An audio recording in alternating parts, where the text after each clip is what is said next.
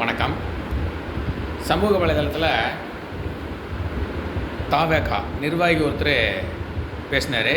ஒரு பெண் நெறியாளர் கேள்வி கேட்டார். அந்த பெண் நெறியாளர்கிட்ட பெண் நெறியாளர் கேள்விகளை பெண் நெறியாளர்கிட்ட தாவேகா நிர்வாகி கேள்வி கேட்டார். அவர் என்ன கேள்வி கேட்டார்னா, மு.க. ஸ்டாலின் அவர்கள் வச்சுருக்க காரோட விலை தெரியுமா? 8 கோடி ரூபாய்க்கு மேலே இருக்கும். அவர் கட்டிருக்கிற வாட்சோட விலை தெரியுமா? அத்தனை கோடி ரூபாய் இருக்கும். அவரோட மகன் உதயநிதி வச்சுருக்க காரோட விலை என்ன தெரியுமா? அது 7 கோடி ரூபாய்க்கு மேலே இருக்கும். அந்த மாதிரிலாம் சொன்னார்.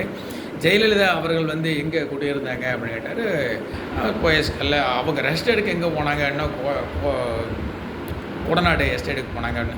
அவ்வளோ சொகுசான வாழ்க்கை வாழ்ந்தவங்க, மக்களோட காசில் அவ்வளோ சொகுசான வாழ்க்கை வாழ்ந்தவங்க தான் அவங்க அப்படிங்கிற மாதிரி விமர்சனம் பண்ணினார். அதுக்கு அந்த பெண் நெறியாளர் கேட்டாங்க, விஜய் வச்சுருக்கிற கார் அப்படின்னு சொல்லி கேட்டப்போ அந்த தாவேகா நிர்வாகி அவர் சொன்னார், விஜய் ஒரு சொந்த உழைப்பில் சம்பாதிச்சு நினைக்கிறேன். நான் கேட்குறேன், அதில் என்ன சொந்த உழைப்பு வச்சார்?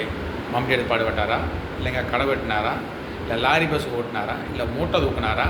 இல்லை எங்கேயாவது கம்பெனி ஆரம்பித்து ஒரு 1000 பேருக்கு வேலை கொடுத்து அதில் வர லாபத்தில் அந்த காரை வாங்கினாரா? இனிமேல் கிடையாது. ஏதோ ஒரு முதலாளி அவனை வச்சு படம் எடுத்தார். மொத்த கொள்முதலும் அந்த முதலாளியோடது. லாபம் முதலாளிக்கு, நஷ்டமான முதலாளிக்கு. இந்த ஆள் விஜய் இவனுக்கு வாங்குகிற சம்பளத்தை அது முதலாளிக்கு நஷ்டமானாலும் சரி, நஷ்டமாகாட்டும் சரி, இவனுக்கு வேண்டிய சம்பளத்தை இந்த ஆள் வாங்கிட்டு போயிடுவார். ஏன்னா இந்த ஆளுக்கு கொடுக்குறதும் 250 கோடி 300 கோடி கொடுக்குறாங்க அப்படின்னா அதுவும் சும்மா ஒன்றும் கொடுக்க கிடையாது. இந்த ஆள் 100 ரூபா டிக்கெட்டை 1000 ரூபா 1500 ரூபாய்க்கு விற்று பண்ண அவங்க அரசியலில் மோசடி பண்ணாங்க. நீங்கள் சொல்கிறீங்க, நீங்கள் அரசியலுக்கு வராது முன்னாடி சினிமாவில் நடிக்கும்போதே மோசடி பண்ணவர் தான் இந்த விஜய்.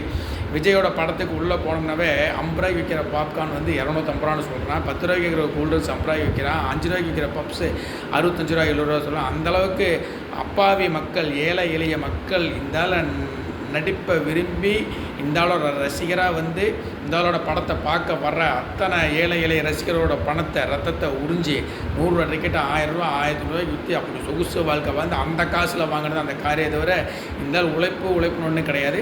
அப்படி இந்த ஆள் உழைப்பு, நான் இந்த ஆள் நடித்த படம் எத்தனையோ படங்கள் ஓடாமல் இருந்திருக்குது. அது அந்த படத்தோட ப்ரொடியூசருக்கு நஷ்டம் ஏற்பட்டுருக்குது. என்னைக்கா அது இருந்தால் அவங்க படத்துக்கு நஷ்டம் ஏற்படுச்சு, அதனால் எனக்கு சம்பளம் வேண்டாம், அந்த சம்பளத்தை வேண்டாம் திருப்பி கொடுத்துருக்காரு. இருந்தாலும் திருப்பி கொடுத்ததே கிடையாது. இந்த ஆளுக்கு தேவை சம்பளம், அவ்வளோதான். வாங்கிக்குவாங்க. படம் ஓடினாலும் சரி ஓடுனது அது ப்ரொடியூசரோட,